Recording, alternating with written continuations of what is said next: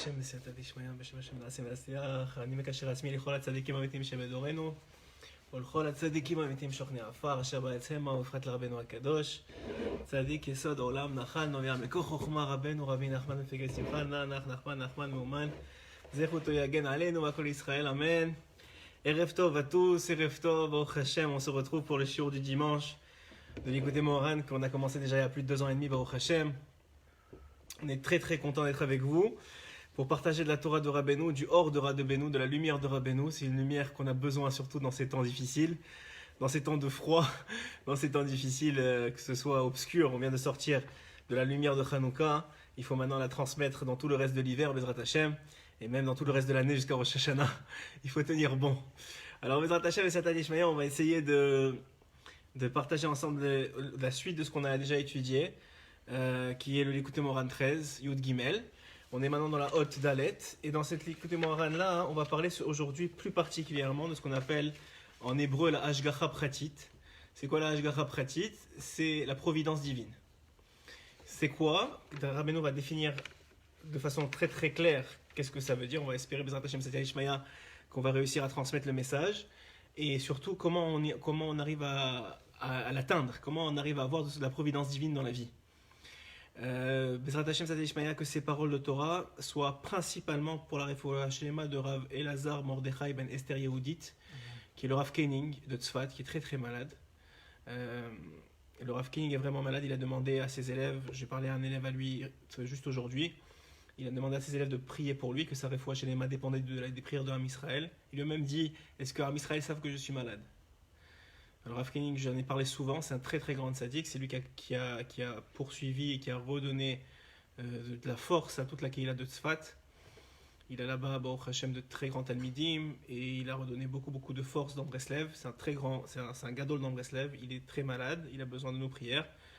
Et si rek pour ça, vous avez écouté ce shiur juste pour les 5 minutes qui parlent de prier, de faire un teilim pour sa refoua shelema, Rav Elazar Mordechai ben Esther Yehudit. C'est l'un des rares dans notre génération qui descend directement de Rabbi Nathan. On sait que la Léoula de Rabbi Nathan va arriver demain soir. Lundi soir, c'est la Léoula de Rabbi Nathan, l'élève principal de Rabbeinu, celui que Rabbeinu il a dit sans lui, vous ne sauriez même pas qui je suis. Celui qui a dit avant de venir, vous savez que Rabbi Nathan, il a connu Rabbeinu seulement aux dernières années de la vie de Rabbeinu. Rabbeinu est mort et est parti de ce monde, et Niftar à 38 ans. Les 9 dernières années de la vie de Rabbeinu, c'est là où Rabbi Nathan s'est approché de lui. D'ailleurs, on va beaucoup parler de la rencontre aujourd'hui entre Rabbi Nathan et Rabbeinu, puisqu'on parle d'une rencontre de Hashgacha Pratit. On va parler justement de comment en vérité la Hashgacha Pratit, c'est simplement une façon qu'Hachem il a dévoilée, une façon qu'Hachem il a géré, il a créé dans son monde cette façon de se cacher tout en étant présent. C'est ça la Hashgacha Pratit, c'est qu'il est présent, mais qu'il faut certains yeux pour le voir. Et Rabbeinu il va rentrer, vous allez voir aujourd'hui dans les détails, que Rabbi Nachman va rentrer dans les détails de comment l'œil est fait, les 4 parties de l'œil, la partie blanche, la partie un peu plus rougeâtre, la partie de la pupille, la partie etc. On va voir comment ça rentre et comment tout est expliqué en fonction des sodot de la Torah et comment la Hashgacha Pratit et la providence divine, elle peut apparaître dans la vie de chacun. Donc, comme je vous ai dit, le Rav Elazar Mordechai Koenig, donc son père c'était Rav Gedalia Koenig, c'est lui qui a recréé toute la Kehila de Tzfat. Et c'était un talmid mouvak de Rav Avraham Steinhartz. Et Rav Avraham Steinhartz, c'est un descendant direct de Rabbi Nathan. Et Rabbi Nathan, c'est le principal élève de Rabbeinu. On sait tous aujourd'hui que tous ceux qui ont suivi d'autres voies que celle de Rabbi Nathan chez Rabbeinu ont quitté Breslev, ont quitté l'enseignement de Rabbeinu. Parce que Rabbi Nathan, c'est lui qui avait le mieux compris qu'est-ce que Rabbeinu il voulait dire, qu'est-ce qu'il voulait transmettre. Et on va voir, je vais vous parler... Puisqu'on parle, comme je vous ai dit encore une fois, que c'est un cours c'est Hashgacha Pratit, comment la relation s'est créée. La première fois qu'ils se sont rencontrés, Rabbi Nathan et Rabbeinu, parce que c'est la Léoula de Rabbi Nathan demain soir, vous allez voir comment la vie, elle n'est faite que de Hashgacha Pratit. Il faut juste les yeux pour voir. Mais la vie n'est faite que de providence divine. C'est juste que certains, on a les yeux pour voir, et certains autres, on n'a pas les yeux pour voir. Et certains moments dans la vie, on a des yeux pour voir, et certains moments dans la vie, on n'a pas les yeux pour voir. Et on va voir de quoi ça dépend. Bezrat Hashem B'siyata Dishmaya. Donc c'est pour ça, pour sa refoua shelema, que tout celui qui prie pour lui, que Behemet, c'est son mérite, il nous protège, il protège Torah Israël encore longtemps. Amen. Bezrat Hashem. Donc Rabbi Nathan, il s'est marié à 13 ans. Et à l'âge de 10 ans plus tard, 23 ans, il rencontre Rabbeinu. Après des péripéties dans sa vie, il était l'élève de Rabbi Levi Yitzhak de Berditchov. Il a écrit la moitié il a consigné en tout cas par écrit la moitié du Kedushat Levi qui est le livre de Rabbi Levi Yitzhak. C'était un Talmid Chacham Atzum, extraordinaire Rabbi Nathan. Il connaissait toute la Torah Kula et pourtant il savait qu'il lui manquait quelque chose dans la Vodat Hashem. Il a toujours su qu'il lui manquait quelque chose dans la Vodat Hashem. Un peu comme tous ceux qui s'approchent de Rabbeinu. Pourquoi? Parce que Rabbeinu c'est le Or Pnimi. Vous savez, on a passé dans la parachiote qui vient de passer, il y a une forte rencontre entre Rabbi Nathan, entre Yosef et Yehuda. Toutes les parachiotes qui viennent de passer, c'est l'opposition entre Yosef et Yehuda. C'est ça, jusqu'à hier, toutes les parachiotes vont parler de ça. Pourquoi? Parce que l'opposition entre Yosef et Yehuda, c'est une opposition qui dure jusqu'à aujourd'hui. C'est une opposition de pensée, c'est une opposition d'action, c'est une opposition au sein même de Am Israël. C'est pas une opposition, une machloquette, qu'on va dire c'est une machloquette pour se battre. Pas du tout, c'est une façon de vivre le judaïsme. Il y a deux façons de vivre le judaïsme en vérité, et chacun d'entre nous on a un peu des deux. Mais les deux grandes façons sont les suivantes, celle de Yehuda et celle de Yosef. C'est quoi celle de Yosef? Yosef, c'est vivre son judaïsme dans l'extériorité. Être capable d'aller dans le monde et de quand même être juif. Être capable d'être en Égypte, mais de quand même être juif. Être capable de dealer, de faire des affaires avec Esav et de quand même être juif. D'allumer une Hanoukia en plein Berlin ou en plein Kremlin ou en plein New York, ça ne change rien. Yehuda, non. Yehuda, c'est on se replie. Qu'est-ce qu'il a fait Yehuda? La première chose qu'il a fait, que Yaakov il a envoyé Yehuda pour aller chez Yosef, quand ils allaient arriver en Israël, qu'est-ce qu'il a fait? Il a dit où est-ce qu'elle est la terre où on peut faire des yeshivot. Il lui a donné Eretz Goshen. Eretz Goshen, c'est la terre de Yehuda. Ça veut dire, Yehuda, c'est le principe de la pnimiout, de l'intériorité. On se construit. Celui qui veut venir chez nous, tant mieux. Celui qui veut pas, qui reste chez lui. Mais Yosef, non. Yosef, c'est aller chercher les autres. Aller chercher les autres juifs. Aller allumer la lumière chez eux. Et Yehuda, il dit non, la lumière, elle est chez moi. C'est le même principe de Hillel et Shammai. Hillel, c'était le Yosef de la génération. Shammai, c'était le Yehuda de la génération. Et comme ça, dans chaque génération, ça se répète, qu'il y a un Yosef et il y a un Yehuda. Et même chez Mashiach, il y a Mashiach ben Yosef qui prépare le Mashiach ben Yehuda, qui est le Mashiach ben David. Qu'est-ce que ça veut dire? Ça veut dire qu'il y a le Mashiach ben Yosef qui vient et qui répand la lumière chez les plus éloignés. Et puis, une fois que la lumière elle les a atteints, eh ben, il faut qu'ils se construisent intérieurement. Parce qu'il y a le fait d'aller transmettre la lumière aux autres, mais il y a surtout une construction intérieure. Et la construction intérieure, elle va passer principalement, Bezrat Hashem, à travers le Mashiach de Ben David. Et c'est les deux principes qui tout au long des générations du peuple d'Israël, se sont finalement été parallèles les uns aux autres, pour trouver finalement qu'on remarque que d'un côté, on avait toujours cette capacité que le peuple d'Israël, il allait d'aller chercher les autres, et de sortir dehors pour aller chercher là où les âmes les plus faibles sont partis, comme quand Amalek a voulu attaquer le peuple d'Israël. À qui il s'est attaqué? Il s'est attaqué aux faibles, à ceux qui étaient derrière. C'est qui les faibles? C'est les faibles spirituellement. Encore aujourd'hui, qu'est-ce que fait Amalek? Le doute où il s'installe?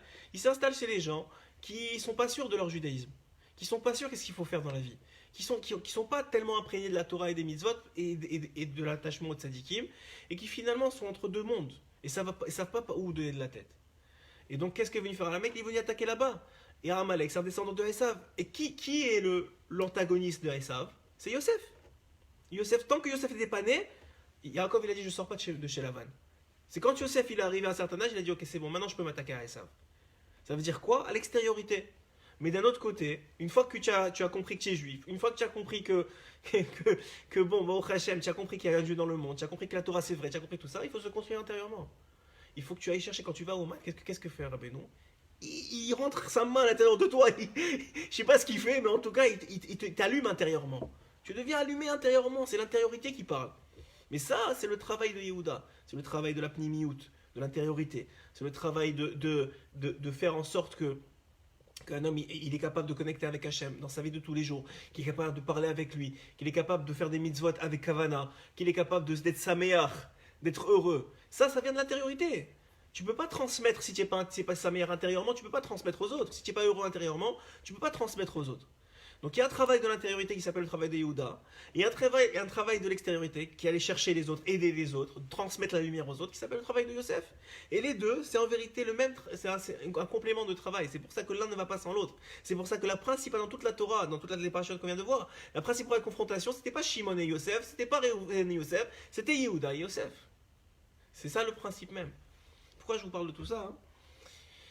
Parce que Rabbeinu, lorsqu'il a vu Rabbi Nathan, lorsqu'il a vu la Rabbi Nathan pour la première fois, hein, c'est rapporté dans les Sifrei Kodesh, dans les Sfarim Akdoshim, c'est rapporté là-bas, hein, et un des Sefer qui a été écrit par le Rav Shik, qui rapporte beaucoup toutes les histoires qui se sont passées avec Rabbeinu, qui s'appelle le Perulot à Tzadik. Là-bas, c'est rapporté comment la rencontre elle a eu lieu. Évidemment, c'est rapporté dans Yemé Moharan, etc., dans Yemé Moharanat, et dans beaucoup de Sifrei de Breslev, mais ce Sefer-là, il a condensé le tout pour les mettre en ordre. Donc, qu'est-ce qui se passe lorsque Rabbi Nathan il a voulu s'approcher de Rabbeinu, il ne savait pas qui était Rabbeinu. Il ne savait pas qui était Rabbi Nachman. Et même il a dit plus tard, personne ne peut savoir c'est qui est Rabbi Nachman. Tu crois, il a dit, tu crois celui qui lui passait, il y avait un monsieur qui s'appelait Yosef qui faisait passer le fleuve. Il dit, il a fait passer le fleuve à Rabbeinu. Il a dit, tu crois que Yosef qui fait passer le fleuve, il connaît Rabbeinu? Il l'a vu une fois dans sa vie. Mais ça, personne ne connaît Rabbeinu, personne ne sait c'est qui. Personne n'a l'idée de la grandeur de ce tzaddik-là. C'est inimaginable. C'est pas possible de comprendre. Alors il a dit, c'est pas possible de savoir. Mais la première fois que je l'ai vu, je ne savais pas. Alors je cherchais, comme j'ai cherché chez Rabbi Levi-Yitzhak, comme j'ai cherché chez d'autres. J'ai cherché chez Rabbeinu une réponse pour me rapprocher d'Hachem, pour servir mieux Hachem, pour comprendre mes problèmes, mes difficultés dans ma avodat d'Hachem, dans mes prières, etc. Je voulais m'améliorer. Qu'est-ce qui se passe? Dès qu'il arrive, Rabbeinu il le regarde, il sourit, il se lève, il sourit, il lui serre la main, il lui dit, tu sais qu'on se connaît depuis très longtemps, toi et moi, et ça fait longtemps qu'on ne s'est pas vu. Il lui dit, nos âmes, elles se connaissent depuis très longtemps, et ça fait longtemps qu'on ne s'est pas vu. Et donc, donc là, qu'est-ce que ça voulait dire? Ça voulait dire que Béhémet allait se créer maintenant une alliance entre le maître et l'élève qui allait nous impacter jusqu'aux dernières générations, jusqu'à nous. Cette alliance, vous savez que tout vient du début.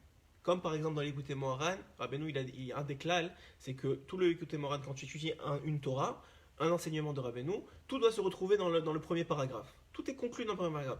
Dans une rencontre, c'est un peu la même chose. Et en particulier avec le tzaddik, en particulier avec Rabbeinu. La première fois que tu viens voir Rabbeinu, c'est comme ça. Comment tu vas sortir de cette rencontre avec Rabbeinu? Rappelez-vous tous votre première fois avec Rabbeinu, quand vous êtes venu à Ouman. La première fois, ça va être qui va déterminer la relation que tu vas avoir toute ta vie avec lui. Parce que ça va être les lignes directrices. Rabbeinu, la première fois qu'il t'a vu, même si c'était dans son kéber, mais la première fois que tu as senti quelque chose avec lui, ça va être la ligne directrice, parce que c'est là où il a défini quel est ton rôle, quel est ton tikkun, quelle est ta réparation, et pourquoi tu es venu le voir, en quoi il va t'aider. Donc il a fait la même chose avec Rabbi Nathan, il était vivant à ce moment-là. Et donc 9 ans avant qu'il parte de ce monde, il serre la main de Rabbi Nathan, et tout de suite, il lui dit pas rien du tout, il lui dit, je vais te raconter 3 histoires. 3 histoires. Et on va voir comment ces histoires sont en vérité ancrées on va apprendre de ça, comment en vérité toute notre vie c'est une Ashgacha pratique. Il a raconté une première histoire, qui est d'autres tzadikim, pas de Rabbeinu. La première histoire, elle parlait de Rav Mordechai Nessis. Rav Mordechai Nessis, c'était un très très grand Talmid Chacham, c'était un tzadik gadol, il était Baal Ruach HaKodesh, il voyait des choses extraordinaires, et c'était un élève du Baal Shem Tov. Et lui, il avait un élève. Et cet élève-là, il avait des problèmes de Parnassa. Il habitait dans une autre ville, il venait le voir de temps en temps, mais chaque fois il avait des problèmes de Parnassa. Et un jour il lui a dit, tu sais, j'ai un problème avec toi. Il dit, donc le Rav Mordechai, Rabbi Mordechai, il dit à son élève, j'ai un problème avec toi. Il lui dit, pourquoi?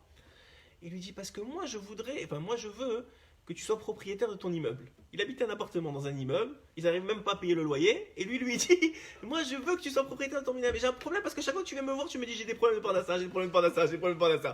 Il dit, moi je veux que tu sois propriétaire de ton immeuble. Bon, il n'avait rien dit devant le rabbi, mais il a dit, c'est bizarre, je ne vais même pas payer mon loyer, moi je lui demander une bracha, il lui demande de propriétaire de mon immeuble. C'est vraiment bizarre. Bon, il n'a rien dit, il est retourné chez lui, il n'a pas fait attention, et il a remarqué que le propriétaire de l'immeuble, quelques semaines plus tard, il décède. Et son fils, il reprend l'affaire, et lui aussi, il lui arrive que des tsarotes, il fait faillite. Il doit revendre l'immeuble, le gars qui le prend aussi fait faillite. Au bout de 3 ou 4, tout le monde sait que cet immeuble-là, il apporte la poisse. Personne ne veut l'acheter. Personne ne veut l'acheter. Au bout de quelques mois ou quelques années, et là il entend, il voit qu'il rencontre le propriétaire de l'immeuble en sortant de chez lui, et il lui dit, dis-moi, tu connais pas quelqu'un qui va acheter cet immeuble? Personne ne veut me l'acheter, je suis prêt à le vendre pour rien, juste que j'enlève cette Sarah de moi.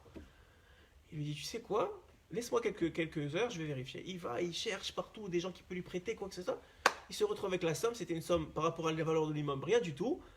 Il achète, il arrive à l'acheter, il réalise à ce moment-là que les paroles de son rave se sont concrétisées. Et Baruch Hashem, il achète l'immeuble, et à partir du moment où il achète l'immeuble, chaque chose qu'il touche, ça devient de l'or. Chaque chose qu'il touche, il transforme, il devient de plus en plus riche. Et un jour, il amène sa famille chez le Rav pour passer la Shabbat avec lui. Et Baruch Hashem, la coutume, Rabbeinu il a dit ça à Rabbi Nathan. Donc tu te remets, la première chose que je te vois, que je vous vois, ou que je te vois toi, je te raconte une histoire. Qu'est-ce que ça fait? Ça n'a pas de sens. Alors il le raconte comme ça. Et il lui dit, donc le Rav Mordechai, il vient passer Shabbat, il y a une coutume. Quand tu vas chez un grand rabbi, chez ton Rav en particulier, tu pars pas de la ville. Si tu dois partir mon Shabbat, tu pars pas sans dire au revoir. Tu dis Shalom Aleichem. C'est normal. Et il remarque qu'à chaque fois qu'il vient dire au revoir à son rabbi, le samedi soir il vient, et Motsei Shabbat il vient dire au revoir à son rabbi, le rabbi il veut pas lui dire au revoir. Il lui répond pas. Il revient le lendemain, il lui répond pas. 3 fois, il ne répond pas. Et comme ça des jours et des jours. Il sait pas quoi faire. Alors il comprend que le rabbi il veut pas qu'il parte. Donc qu'est-ce qu'il fait? Il s'installe. Il quitte pas la ville, il s'installe dans la ville. Vous imaginez la Emouna que les tzadikim, que les gens pachout, c'est des gens pachout, ça c'est pas des grands.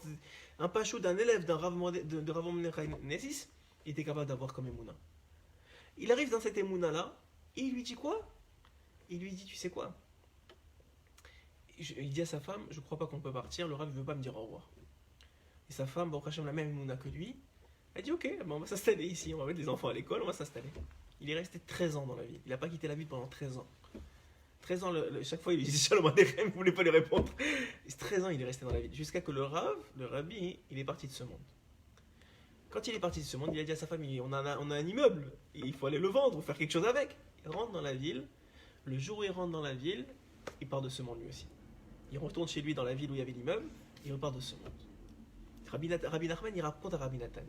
C'était quoi le remez? Qu'est-ce qu'il voulait lui apprendre, Rabbi Nachman? Quand je vous ai dit la première rencontre, c'est ça qui devait terminer tout le reste de la relation entre eux. Il est en train de dire à Rabbi Nathan, écoute-moi bien, ne crois pas que c'est juste ce que je dis qui vaut quelque chose. C'est pas juste mes enseignements, mais tous mes comportements. Et vous voyez dans Chaim Moharan, ou dans Chaim Moharan, Rabbi Nathan, il dit des fois, il commence une histoire, il la finit même pas. Parce qu'il ne se rappelle plus où il y a eu des histoires, mais tout ce qu'il se rappelle, il l'a écrit. Pourquoi? Parce que Rabbeinu il lui a dit depuis le début, ne crois pas que c'est juste mes enseignements qui sont un enseignement, ma façon de me comporter. Mais même j'ai tourné à droite ou à gauche, c'est des rémazim. C'est des rémazim pour t'apprendre quelque chose. C'était la première histoire. La deuxième histoire qu'il lui a racontée, c'était une histoire sur Rav Michael Zlapshov.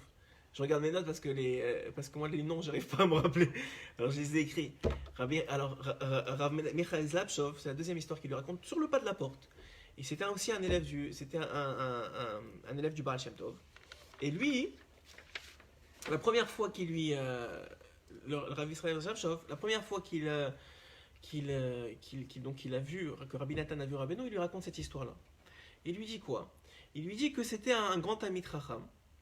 Et c'était un très très grand ami Chacham, et que lui aussi il voulait comment on appelle ça? Il voulait rencontrer, il voulait apprendre un grand maître. Donc il a cherché, il est tombé sur le Baal Shem Tov. Il est arrivé chez le Baal Shem Tov, et au bout de quelques jours chez le Baal Shem Tov, où il écoutait ses sichot, il écoutait ses enseignements, il écoutait ses paroles, il commençait à réaliser qu'à ses yeux, le Baal Shem Tov il diminuait de valeur. C'est écrit dans la Gemara que tout celui, c'est écrit dans la Gemara, c'est Rabbi David Rebo qui m'a rapporté ça ce matin, c'est écrit dans la Gemara que tout celui qui voit un tzaddik, si c'est un hamaretz, si cette personne-là c'est un hamaretz, ça veut dire quelqu'un qui n'a pas de Torah, alors au début, à ses yeux, le tzaddik il va avoir l'air de l'or. Après ça, une fois qu'il va parler avec lui, ça va valoir de l'argent.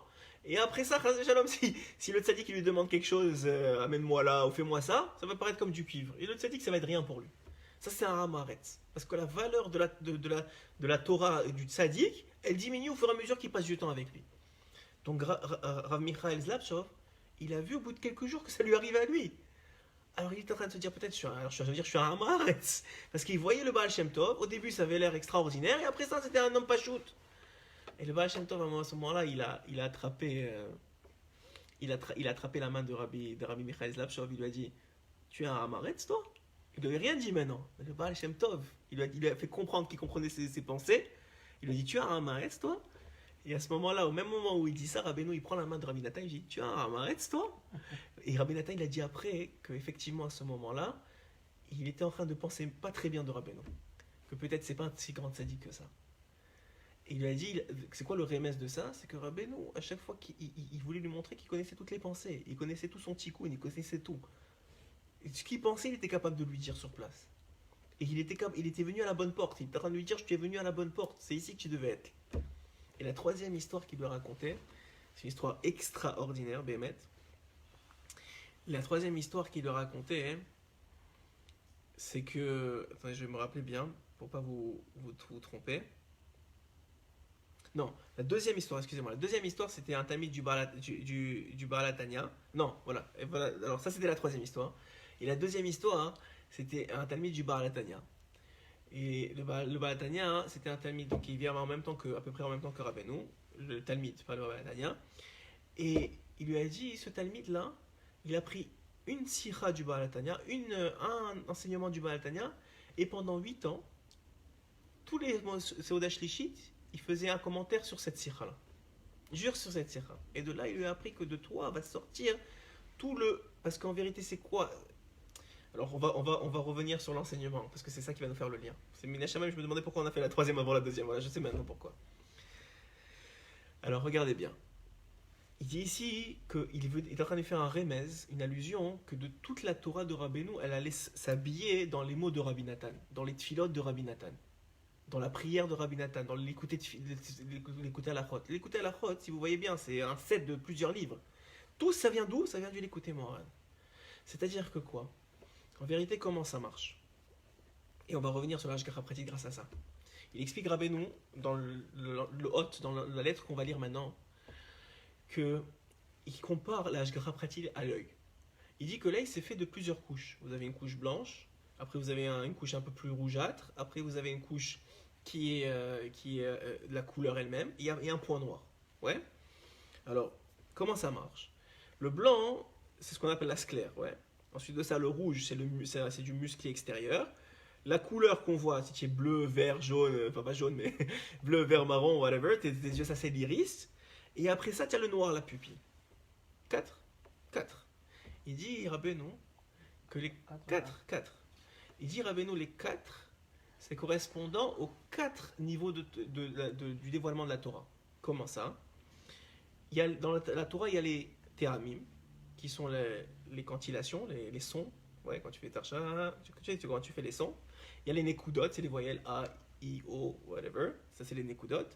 Les tagim, ça, c'est les couronnes qu'il y a sur les lettres. Et les otiot, c'est les lettres elles-mêmes. Ok?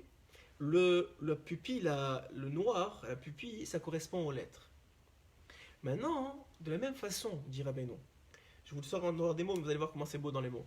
De la même façon que la pupille, elle est capable de voir énormément. Mais c'est un tout petit truc. Ouais, c'est un point noir. Sauf c'est 2 points noirs qui sont capables de voir toute une pièce, voire même si tu te mets devant la mer, il est capable de voir jusqu'à l'horizon. Comment c'est possible une telle chose? Il dira, ben non. Parce que tout le monde entier, comment il est conceptualisé? C'est que tout le monde entier, il peut être réduit. Il peut être réduit à ta petite pupille pour que tu puisses rentrer et voir dans ta tête les choses que tu vois. C'est capable d'être concentré, réduit. Il dit la même chose. Bien sûr que tu ne vois pas toute la terre. Mais ce que tu es capable de voir, c'est capable d'être réduit. Il dit la même chose dans la Torah.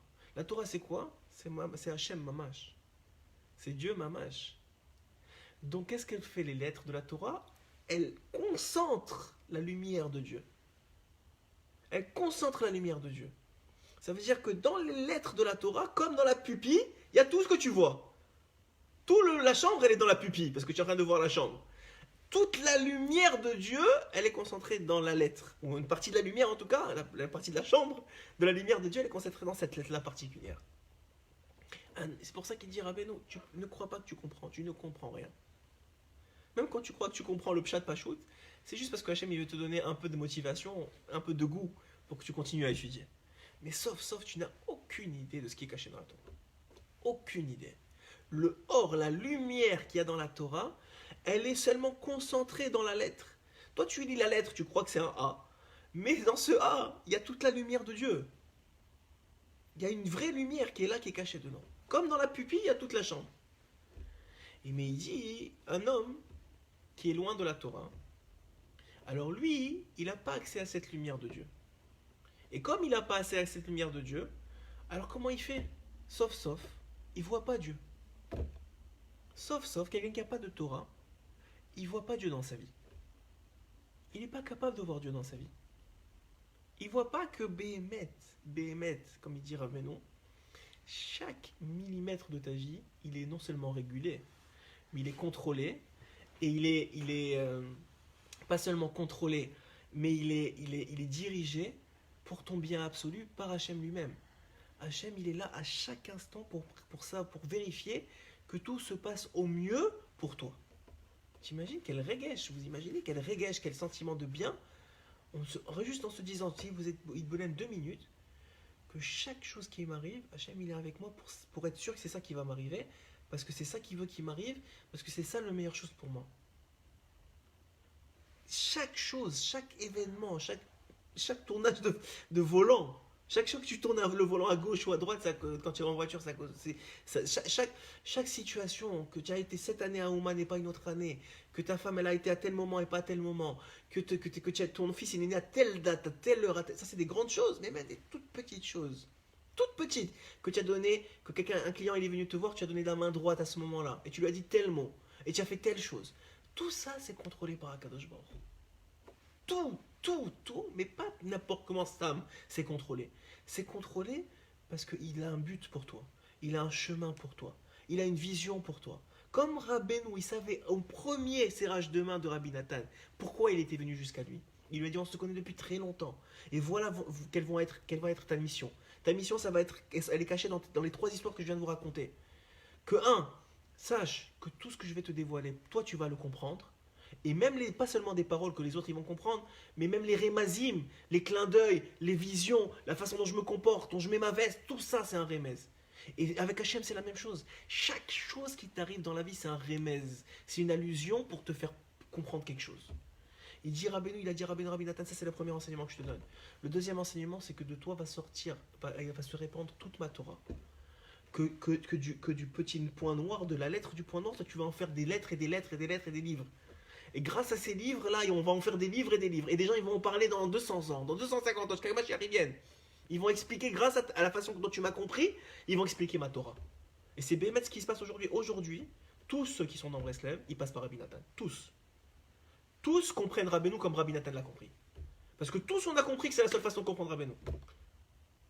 Parce que c'est le seul qui s'est attaché, bémet. Et des fois, tu comprends pas l'écouté moral. Tu vas voir l'écouté à la chôte qui correspond à l'écouté moral. Tu dis, mais attends, mais où il a vu ça dans l'écouté moral? Et quand tu reviens dans l'écouté moral, tu dis, waouh, c'était écrit, je l'avais même pas eu. Pourquoi? Parce que c'est la vision que c'était comme. Il lui a déjà dit depuis le début, voilà, ça va être quoi ta mission? Et troisièmement, il lui a dit quoi? Il lui a dit, mais une chose, une condition, c'est que je garde le même niveau à tes yeux que depuis le début. Et Rabbi Nathan, je vais vous lire une lettre qu'il a écrite à son fils, avant de commencer l'écouté moral. On a fait plein d'akdamot, mais ça vaut la peine, surtout quand on est à une journée de la Idoula de Rabbi Nathan. Ça vaut la peine de parler de lui. Alors il écrit une lettre à son fils. Vous savez qu'il y a un livre qui s'appelle Alim Mitroufa. Alim Mitroufa, c'est un livre qui a été écrit par Rabbi Nathan, de la mère de Rabbi Nathan, pour Rabbeinu. Enfin pour Rabbeinu, pour son fils Rabbi Yitzhak. Rabbi Yitzhak qui est Kavour, qui est enterré, je vous ai déjà raconté l'histoire de Rabbi Yitzhak qui est enterré à Tzfat, juste à côté de Rabbi Yosef Karo. Je vous ai raconté l'histoire qu'il est parti de ce monde quand il pleuvait beaucoup, il ne savait pas où le mettre, il ne savait pas qui c'était, et ils l'ont mis juste à côté du tzaddik, de Rabbi Yosef Karo qui a écrit le Shulchan Aruch. Et après, ils ont découvert, ils ont dit peut-être qu'on a fait une erreur, ils ont découvert que c'était le fils de Rabbi Nathan. Et qu'est-ce qu'il a fait Rabbi Nathan? Il a écrit son principal œuvre, c'est quoi? L'écouter à la chôte. L'écouter à la chôte, c'est tous les secrets du Shulchan Aruch. Et ils ont dit, bon, alors c'est Mina Shamaim qu'on a décidé ça. Je vais raconter cette histoire déjà. Alors regardez ce qu'il dit à son fils. En vérité, son fils, Rabbi Nathan, il avait écrit une lettre il y a très longtemps à son fils. Et son fils, il avait écrit à son père en lui disant qu'il a perdu la lettre et qu'il se rappelle que ça lui avait donné beaucoup de force. Est-ce que son père, il peut lui réécrire la lettre ou lui dire qu'est-ce qu'il avait écrit dans la lettre? Et il lui répond, Rabbi Nathan. Il lui dit comme ça: Veinema shebikashta mimeni. Ce que tu m'as demandé de te réécrire, les choses que je t'avais dit il y a longtemps, l'irtov lecharod et geret, que tu t'écris une autre lettre qui est geret arishon comme la première. Ta'amini, crois-moi, béni chavivi, mon fils, cher à mes yeux. Chez Be'atzmi eni zocher, que moi-même je ne me rappelle pas. Ce que je t'ai écrit, je ne me rappelle pas. Pourquoi? Regardez comment c'est beau. Hetev kol ma shekatuv sham, je ne sais pas, je ne me rappelle pas ce qui est écrit. Ve'en beyad lirtov lecha ki im et asher yazmin Hashem itbarach. Parce que moi, ce que je t'écris, c'est seulement ce que Hashem il veut que je t'écrive au moment où je l'écris. Après ça, j'oublie. Je ne sais plus ce que je t'ai écrit. C'est seulement, je suis connecté avec Akadosh Baruch Hu à chaque instant. C'est pour ça que dans Breslev, en général, ceux qui donnent des shiurim, ils savent pas ce qu'ils vont dire. Ou ils n'ont pas tellement préparé. Ou en tout cas, c'est préparé dans la journée. C'est pas des, il y a des rabbanim, ils ont des shiurim tout près. Tu sais, ils ont un shiur, c'est un emuna, un shiur sur la shgara pratique, ils ont un shiur sur je sais pas quoi, et sur la simcha, ils te le ressortent avec les références qu'ils ont, etc. Chez Rabbeinu, c'est pas comme ça. Chez Rabbeinu, il faut que tu sentes les choses, sinon ça passera pas. Il faut que tu vives. En ce moment, il y a quelque chose que tu es en train de vivre, et c'est pourquoi tu le vis, pour pouvoir le transmettre. C'est pour ça que tu le vis. Donc tu viens maintenant, tu vis la chose, et tu es béhémet, tu es en train de. Et des remazim, et des choses. En arrivant maintenant au shiur, j'étais en train d'écouter. Écoutez bien, maintenant j'ai préparé l'écouter Moharan sur les yeux. Et quelqu'un m'a envoyé un shiur de Rav Koenig. Parce que maintenant qu'il est malade, on essaie, pour prier pour lui, on écoute des shiurim à lui, etc. Et de quoi il parlait? De quoi il parlait? Selon vous, de quoi il parlait? Dans le shiur. J'étais en train de. Maintenant, en venant au shiur. De quoi il parlait? Des yeux. Des 4 niveaux d'œil. Exactement l'écoute. D'un autre écouté Morad, qui n'a rien à voir avec celui-là, mais où il parlait justement des hauts de la Torah, que ces 4 niveaux d'œil, que ça correspond à la pupille.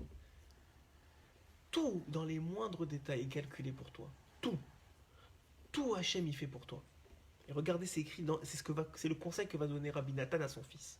Écoutez bien, il lui dit, tout ce que je t'ai écrit, c'est sur le moment. C'est parce que Hachem, il m'a dit de l'écrire. Hachem, il m'a donné l'inspiration divine à ce moment-là de t'écrire ça. Et si tu me demandes de te réécrire ça, je ne peux pas te le réécrire. Et il lui dit, la kol timtsa besifri rabbeinu. Mais sache une chose, tu n'as pas besoin que je te écrive des choses. Tu n'as pas besoin. Pourquoi? La kol timtsa besifri rabbeinu.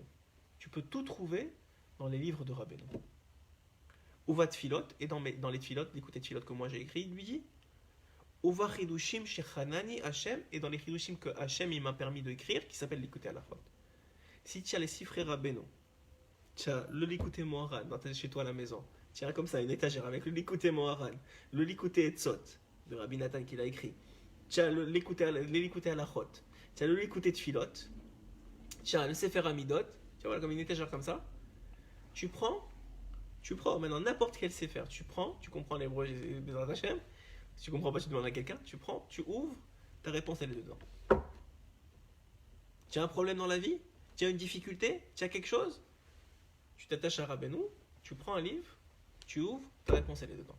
Il te dit, tu n'as pas besoin. Et un jour, il y a un ami à moi qui est parti voir Rav Koenig, et il lui a dit, j'ai des problèmes dans la parnassa avec mon business, etc. Et je ne sais pas quoi faire, et bon, il faut que je consulte quelqu'un, mais ça va me coûter très cher. Il a dit, c'est dommage de perdre l'argent. Cherche dans les sifrei Rabbeinu. Il a dit exactement ce que Rabbi Nathan il a dit. Il dit à son fils, tu n'as pas besoin que je t'écrive quoi que ce soit. Son père, il lui dit, tu n'as pas besoin que je t'écrive quoi que ce soit. Ouvre un sefer de Rabbeinu, incluant l'écouter à la chôte et l'écouter tfilot de Rabbi Nathan, tu vas trouver ta réponse. Tu vas trouver ta réponse mamash. Tu n'as pas besoin de personne. Ouvre un shiur de Rabbeinu, ce que vous voulez, aujourd'hui. Mais ceux qui ne peuvent pas parler hébreu, en tout cas il y en a qui sont traduits, mais le Mékor il est dans les trucs. Rabbeinu il est vivant dans ce monde mamash. Il va dire ici, exactement, il va le dire dans cette lettre-là. Il a dit déjà Rabbeinu nous a dit la veille de sa mort, n'ayez pas peur, je marche devant vous. Il a dit, n'ayez pas peur. De quoi vous avez peur? Parce que les gens, ils commençaient à avoir peur. Autour de lui, ses élèves, ils commençaient à avoir peur. Ils savaient qu'il allait partir de ce monde. Il lui a dit, de quoi vous avez peur? Je marche devant vous. Ça veut dire, je suis déjà devant vous. Je prépare le terrain. C'est ça l'Ashgara Pratit. Hachem, il a déjà tout préparé pour nous. Tout. De quoi tu as peur? Tu as peur de quoi? Tout ce qu'il fait, c'est le bien. Tout ce qu'il fait, c'est absolument bien pour toi. De quoi tu as peur? De rien tu peux avoir peur. Il a préparé pour toi. Rabbeinu, il a dit, j'ai préparé pour vous déjà. N'ayez peur de rien. Juste avancer. Avancer. Ça veut dire quoi avancer? Alors, on va interrompre un peu la lettre. Je vais vous donner un Inyan que j'ai étudié ce Shabbat. C'est dans une lettre d'Afka, mais pas de Rabbi Nathan, du Rabbi. Dans les Igrot Kodesh, là-bas, à la synagogue, j'ai ouvert comme ça. Je suis tombé sur une lettre. Et là-bas, il expliquait le Inyan de Amalek. Et il disait que dans Parashat Zachor, il y a deux façons de lire un mot dans Parashat Zachor. Je ne vais pas rentrer dans tous les détails. Mais pourquoi il disait? Parce qu'il y a deux façons que Amalek, qui est le Yetzirara finalement, qui est le descendant d'Esav, il s'attaque à l'homme. Une façon, c'est le doute. Amalek, c'est Gematria doute, tout le monde le sait. C'est la valeur numérique de doute. Une façon que le Yetzirara il s'attaque, c'est de mettre le doute dans la valeur de la vie. Il veut diminuer la valeur de la vie aux yeux de l'homme. La valeur de la vie, la valeur de ses actions. Qu'est-ce que ça vaut de se lever le matin? Qu'est-ce que ça vaut de lui dire une parole de Torah? Qu'est-ce que ça vaut de même pas dire une parole de Torah, de donner un conseil, de donner un sourire? Qu'est-ce que ça vaut? Toi tu dis, bah c'est rien. De toute façon j'ai tellement à faire, normalement Hachem il attend tellement de moi. Qu'est-ce que c'est ça? Mais c'est énorme. C'est énorme. Ça construit les mondes, ça maintient le monde. Et toi tu n'as pas de valeur. Pourquoi? Parce qu'il y a Amalek. Un mec qui lui dit, mais non, reste au lit. Qu'est-ce que tu vas faire? Pourquoi tu vas te réveiller? Qu'est-ce que tu crois? Tu vas à la synagogue, ça sert à quoi? De toute façon, tu pries pas bien. De toute façon, tu fais pas ça bien. De toute façon, quand tu pries, tu n'es pas tellement un bekavana. De toute façon, alors c'est pas grave. Un peu plus, un peu moins, c'est pas grave. Alors Dafka, non. Dafka, c'est le contraire. Il faut te renforcer que chaque chose que tu fais dans les moindres détails a une valeur inestimable. Inestimable. Inestimable, pas seulement pour toi, mais pour toutes les générations qui vont venir de toi jusqu'à la fin du temps. Inestimable. Ça n'a pas de. C'est indescriptible la valeur d'une petite chose. Et Dafka, tu dois dire quoi? Même si je fais mal. Rabbi Nathan, il dit ça dans Ilchot Boker, Ashkamata Boker. Dans le premier côté de la Chot, il dit un homme, il doit se renforcer que même s'il fait mal les choses, et même si les mitzvot il met les téphilines, il pense pas. Il met n'importe comment, quand même il met. Il doit pas penser à ça. Il doit dire, moi je fais comme je peux, et je mets. Les mitzvot c'est comme ça. Les mitzvot c'est même si je fais mal, je fais quand même. Et je laisse pas Yetzirara m'attraper et me dire ouais mais tu comprends, tu fais mal, mais si tu fais, tu vas pas le faire bien, et si tu vas comme ça, si tu fais tel voyage, peut-être il faut que ce soit parfait. Non, moi je fais. J'avance, j'accumule le maximum que je peux. C'est tout. Et je me pose pas de questions. Parce que si tu commences à poser de questions, aujourd'hui tu te lèves pas pour la tefila, demain tu fais pas écrire schéma, demain c'est fini, t'as été attrapé. Comment il fait les Yetzirara? Yavan, ouais, comment ça marche Yavan? C'est Yud, Vav, Nun, ouais. Tu commences petit, après tu descends encore plus, après tu descends encore plus. C'est ça Yavan, tu descends. Mais qu'est-ce que tu fais? Quand tu mets le tzaddik avant, ça fait Tzion. Tu deviens Yerushalayim, tu montes au contraire.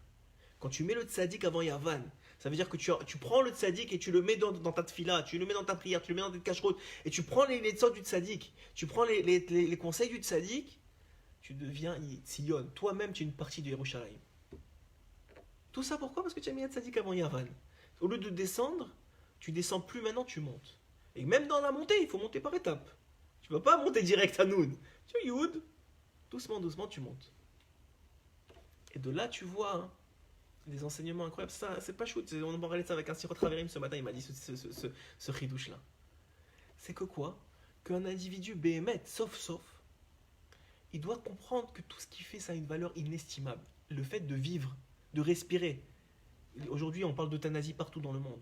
Mais si on savait c'est quoi une respiration d'un homme à l'agonie, combien elle vaut dans le Olam HaEmet, mais jamais on parlerait de ça. Même Bichlal, on penserait à ça. Jamais on penserait à écourter la vie d'un homme nous-mêmes. Jamais on pourrait penser une chose pareille. Tellement on va lui enlever des srouillots dans le Olam Haba, tellement il est en train d'expier des milliards de fautes. Par une respiration, chaque respiration qu'il fait lorsqu'il est sur le lit de mort. Mais d'un autre côté, Amalek il se dit d'une autre façon, le Zachor Parashat se dit d'une autre façon, c'est que quand il s'agit de la Avera Mamash, des Lota assez, à ce moment-là, on commence pas. On arrête netto. Il n'y a rien à faire avec la Avera. Je veux rien avoir à faire, même le plus petit de petit, je m'éloigne. Quand il s'agit de la mitzvah, Je veux tout avoir à faire avec la mitzvah. Donc même si je fais rien du tout, je fais. Mais quand il s'agit de la Avera, même si je fais rien du tout, je fais pas. Je m'attaque pas à ça. Alors on revient à ce que dit Rabbi Nathan. Il dit, c'est écrit, alors il dit, tu n'as pas besoin de moi, tout ce que tu as besoin c'est des Sifrei Rabbeinu. Aujourd'hui le hors de Rabbeinu, il est dans ses livres. Où est-ce qu'il est Rabbeinu aujourd'hui? Il est à Ouman quand tu vas le voir, et il est dans ses livres, dans ses enseignements. C'est là où il est Rabbeinu. C'est là où il est. Celui qui n'étudie pas Rabbeinu pendant l'année, c'est sûr que il va avoir moins envie d'aller à Ouman l'année prochaine. Parce qu'il n'a pas de connexion, il ne tire pas du or, il ne tire pas de la substance. Celui qui est parti, il a reçu une bombe, ouais, qui n'écoute pas des musiques de Rabbeinu, ou qui ne veut pas danser, ou qui coupe le lien de Ela Emouna dans le tzaddik, il va couper le lien, c'est tout. C'est aussi simple que ça. Alors il dit ici, tu as toutes les réponses. Ouvre un Sifrei Rabbeinu, tu vas voir là-bas ta réponse. Hem yorucha, veyomru lecha vichasku. לעולם, ותחזקו לבביך לשמוח תמיד, והשם יתברך ולפתוח בחסדיו. Sache que ces paroles de Rabbeinu, ces enseignements, ils vont te permettre de connecter avec Hachem. Ils vont te permettre, il parle à son fils, ils vont te permettre de connecter avec Hachem. Ils vont te permettre de te réjouir d'Hachem, de te réjouir de sa présence. Tu vas le voir. Tu vas voir Hachem, la Shgacha pratique d'Hachem, tu vas la voir. Pourquoi? Parce que si tu vois maintenant tu es dans un problème et tu as une situation, tu ne sais pas comment t'en sortir, et tu ouvres un livre de Rabbeinu, et tu vois exactement dans la situation dans laquelle tu es, et tu vois Béhémet qu'Hachem il est avec toi, il veut t'aider, tu vois qu'il te répond, tu parles avec lui, il te répond, ou quand tu fais une des doutes et tout de suite après tu as une situation qui se règle, tu vois qu'Hachem il est avec toi, ça te réjouit, tu es heureux qu'Hachem il est avec toi et tu comptes à ses yeux. Il dit mais sauf kol sof, il dit de toute façon, sauf kol sof, tout va se finir bien. Tout va se transformer bien. Sauf kol sof, même si dans n'importe quelle situation où tu es, sauf kol sof, dit Rabbi Nathan, tout va se transformer en bien. C'est tellement... Il parle à son fils, il lui dit, qu'est-ce que tu t'inquiètes? De toute façon, tout va se transformer en bien. V'aklal ki Hashem yitbarach gadol meod. Et l'essentiel, la règle générale, c'est quoi? C'est que Hashem il est très très très très grand, gadol meod. Ve'en anu yod'im klal haniflaot v'achidushim shena'asim ba'olam. Et on n'a aucune idée de combien, même pas combien, aucune idée de ce qu'il fait dans le monde, de combien il fait de miracles à chaque instant, combien de chidushim, de nouveautés il y a dans le monde, combien de... On n'a aucune idée, juste tu commences à penser que chaque microbe il mange, c'est inimaginable ce qu'il fait à chaque instant Hachem dans le monde. Bechol yom ufchol et pil'e pelaot marabu ma'asecha Hachem. Dans chaque instant et chaque jour, combien sont grandes tes œuvres Hachem. Ki Hachem yitbarach oseh chadashot bechol et, parce qu'à chaque instant Hachem il fait des nouveautés. Veyesh inyan shemithaper hakol letova. Et il y a un inyan, il y a une notion qui s'appelle que tout va se transformer en bien. Ve'im en ata yachol lehavin. Et tu ne peux pas comprendre maintenant, tu ne comprends pas que ça va se... Tu es dans une situation difficile, tu cherches un appartement, tu ne trouves pas, on va te sortir de chez toi, tu n'arrives pas à trouver une solution, tu ne comprends pas, tu cherches, tu ne trouves pas. Tu dis, mais si tu ne comprends pas, oui, c'est à quel azé, tu ne comprends pas en regardant ta situation, tu ne la comprends pas. Tu ne comprends pas comment ça peut se transformer en bien. Al-Kol Pani, malgré tout, t'as un mine basé. Crois. Et de la émouna dans ça. Et de la émouna dans ce que je te dis, que tout va se transformer en bien. Tu vois pas la situation se transformer en bien, tu comprends pas ce qui est en train de t'arriver. Et de la émouna. Pourquoi? Beyat Razaka, dans sa main forte, Hachem il dirige son monde. Il ne laissera aucun juif tomber. Personne n'est laissé de côté. Personne, dit Rabbi Nathan.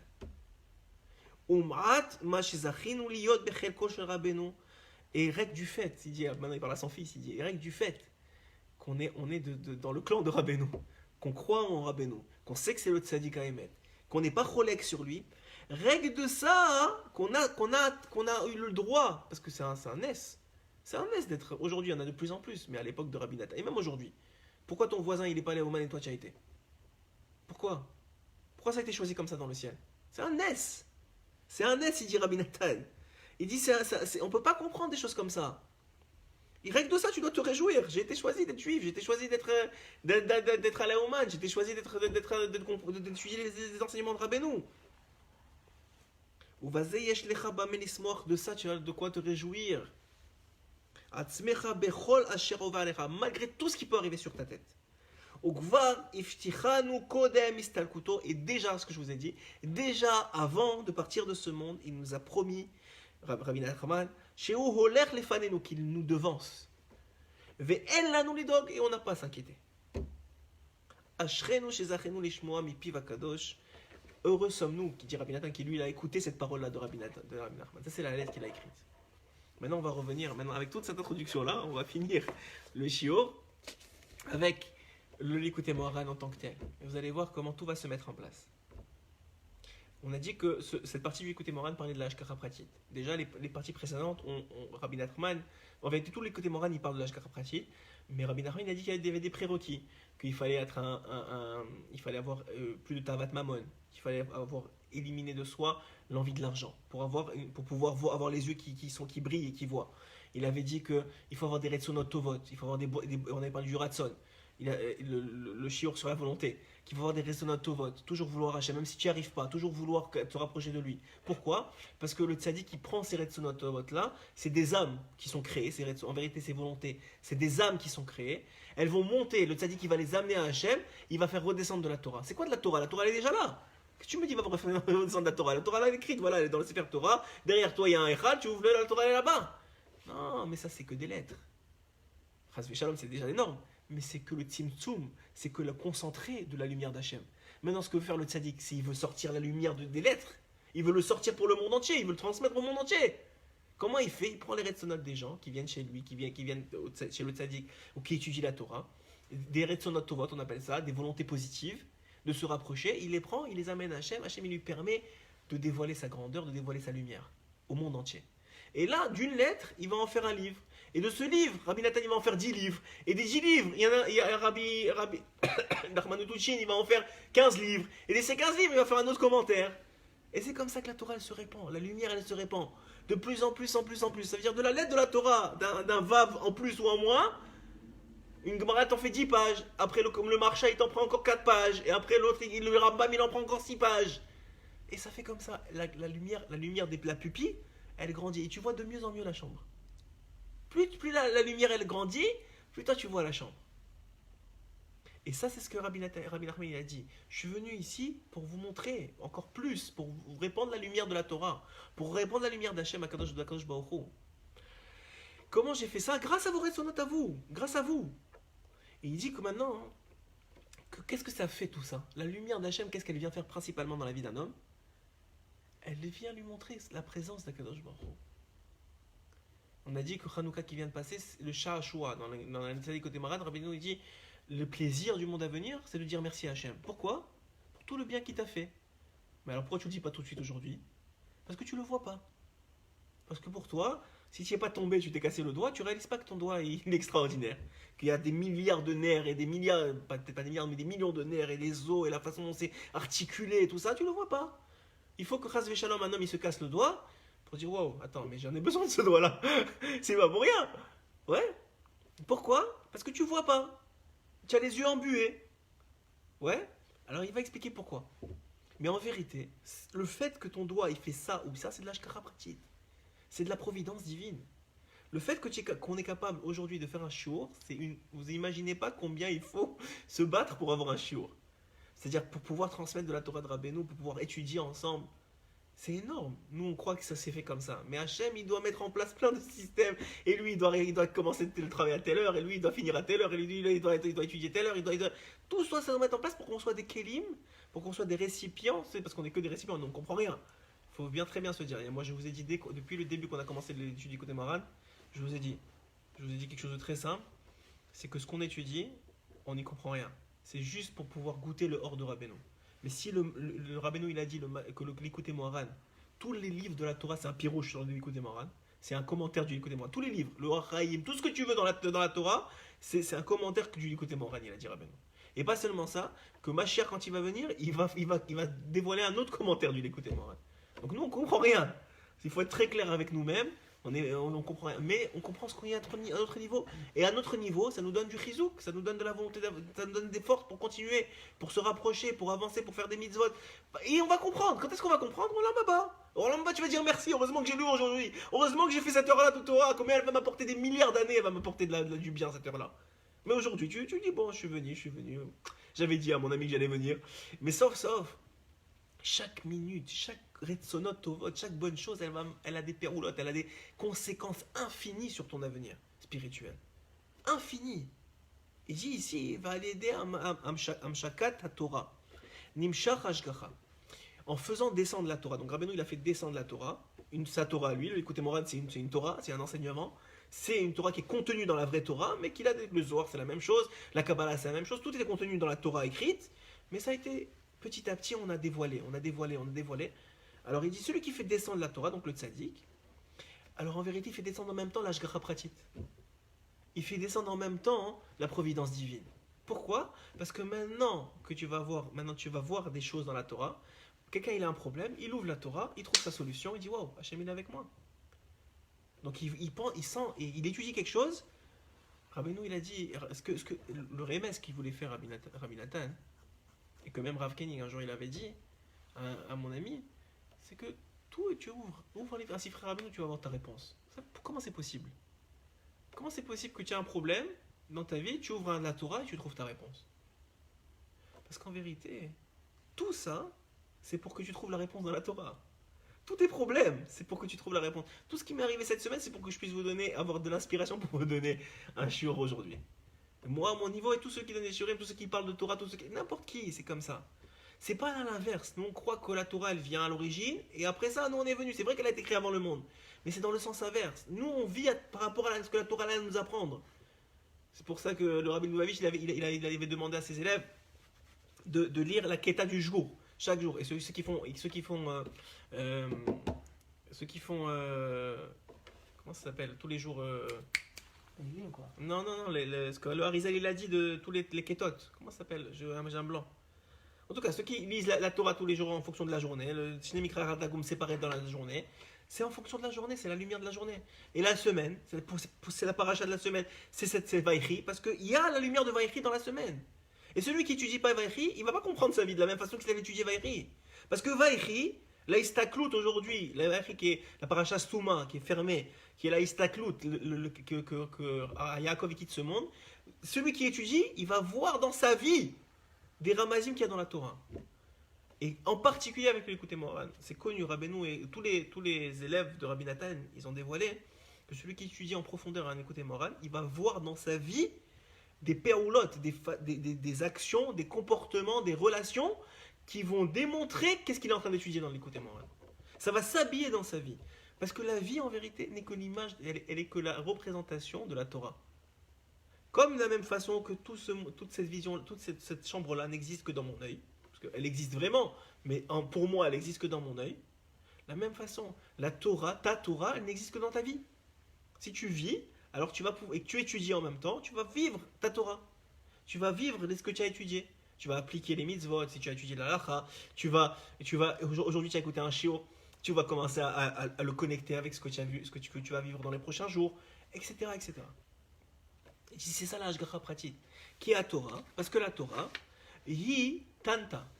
Tanta, c'est les rachetevot, comme je vous ai déjà dit, des 4 éléments de la Torah, qui sont les tehamim, les nekudot, les tagim et les otiot. C'est les 4 éléments dont je vous ai parlé tout à l'heure. Shehem telad gevanim de'ena aïn, qui sont les 4 éléments qui sont dans l'œil. Vezé, vous imaginez que l'œil, il a été créé parce que la Torah, elle a 4 éléments. C'est pas le contraire. C'est parce l'œil, il a 4 éléments parce que la Torah, elle a aussi les 4 éléments qui s'appellent les cantillations, les voyelles, les tagim et les otiotes, et les lettres. Les couronnes et les lettres. Puisqu'il y a comme ça les 4, et que la Torah c'est un tzimtzum, c'est une concentration de la lumière d'Hachem, alors la lumière du monde, comment elle va rentrer dans l'homme? Par l'œil qui a 4 éléments. C'est comme ça que ça marche, c'est pas dans le sens inverse. Et il dit, Vezé, Shema Trelet Torah, Shem Telat Gevanim, c'est ça? Vezé, Shema Trelet Torah Bibreshit. Et c'est pour ça que la Torah elle commence avec le mot Bereshit, Comme c'est écrit dans Tikkun Zohar, vous savez que Tikkun Zohar, c'est un livre de Rabbi Shimon Bar Yochai, où sûrement sur le mot Bereshit, il y a 75 explications. C'est un livre comme ça, qui est très très bon de lire, même si on ne comprend rien, parce qu'il y a des très grands sodotes, ça purifie l'âme, ça purifie les yeux, ça purifie beaucoup beaucoup de choses. Moi, je l'ai dans mon cartable, j'essaie de commencer à le lire depuis quelques temps. Mais juste de le lire. Tu mets un sticker à chaque fois que tu t'arrêtes, chaque fois que tu as 5 minutes, tu le lis. C'est très très bon. Ça purifie énormément l'âme. Et ça en hébreu, c'est de l'araméen pour la plupart et on ne comprend pas grand chose, mais ça contient beaucoup de sodotes. Il dit Taman Raché, c'est écrit dans le Tikkun Zohar, Taman Raché, Tamad Bat. Le Bereshit, ça peut être séparé entre Raché, la tête, et Bat, la fille.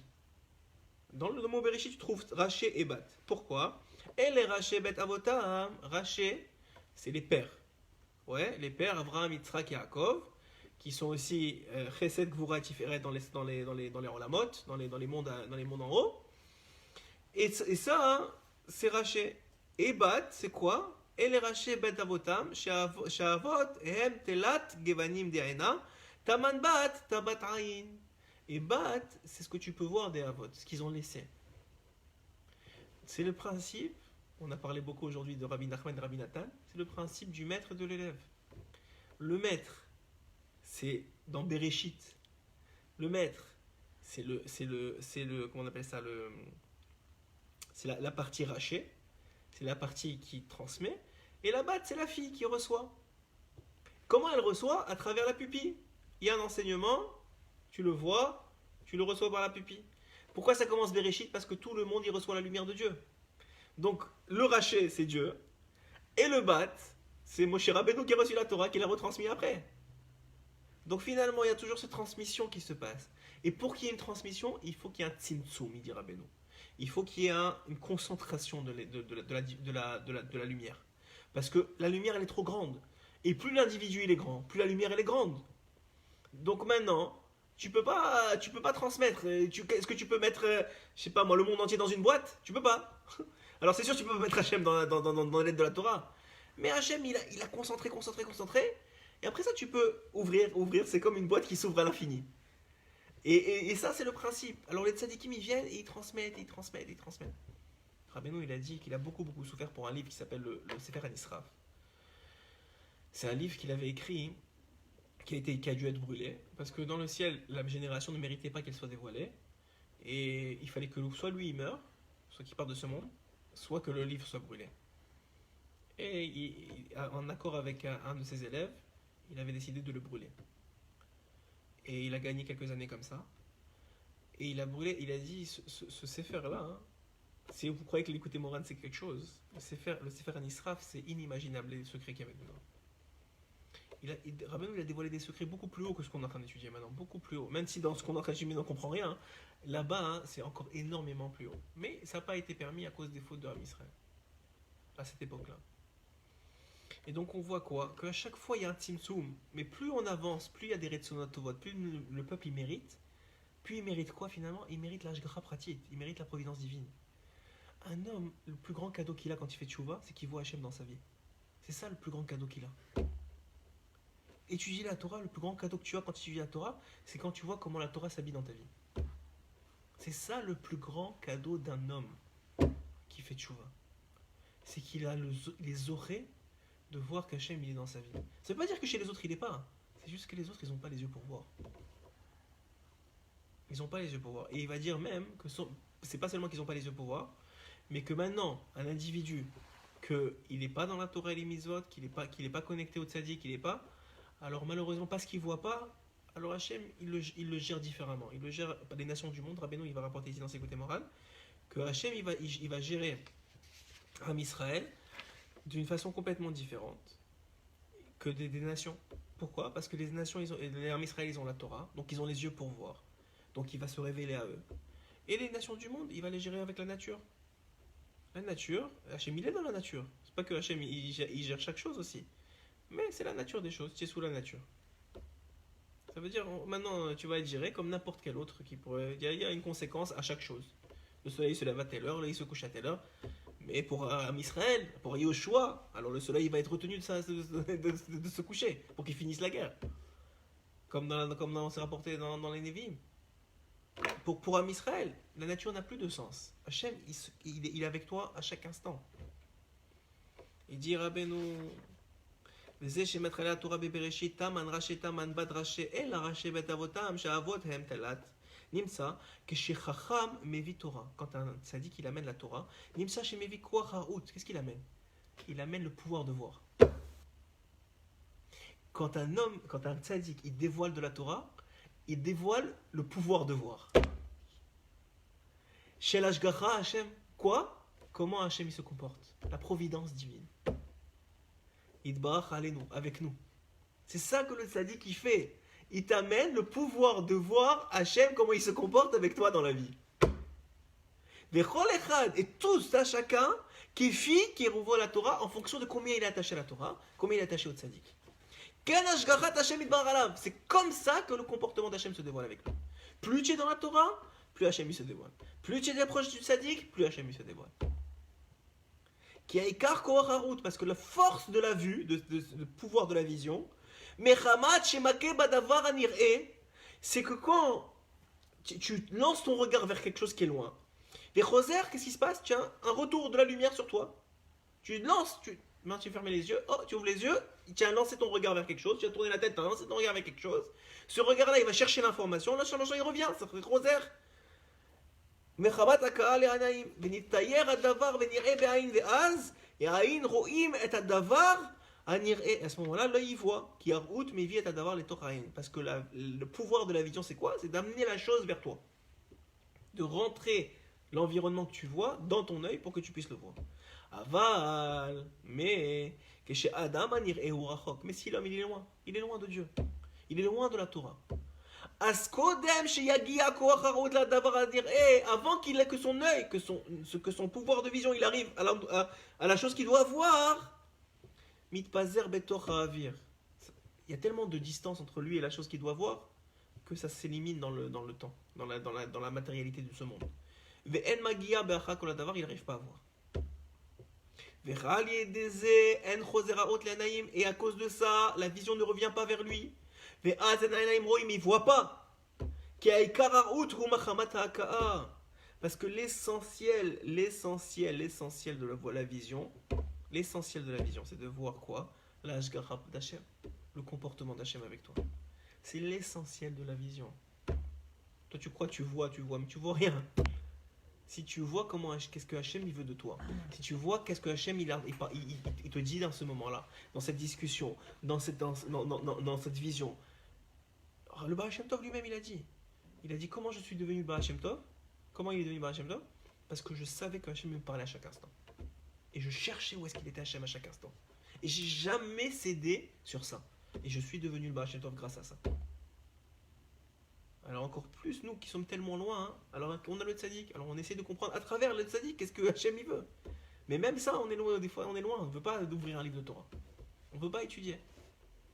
On n'a pas la force. On se fait avoir par Amalek quand on a dit que ça vaut rien ce qu'on fait.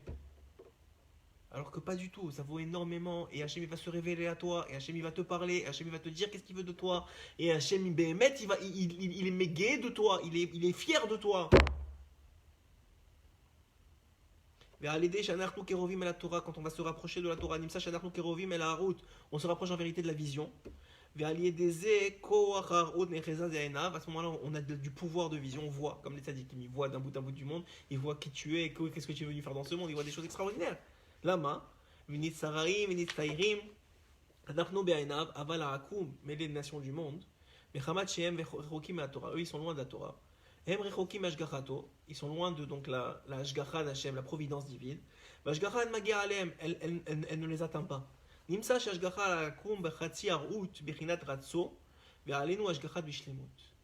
eux, c'est une sorte de moitié de vision. Et que nous, Baruch Hashem, merci Hashem, juste pour ça on devrait dire merci Hashem. Hashem il se comporte avec nous que Behemet, la vision est complète.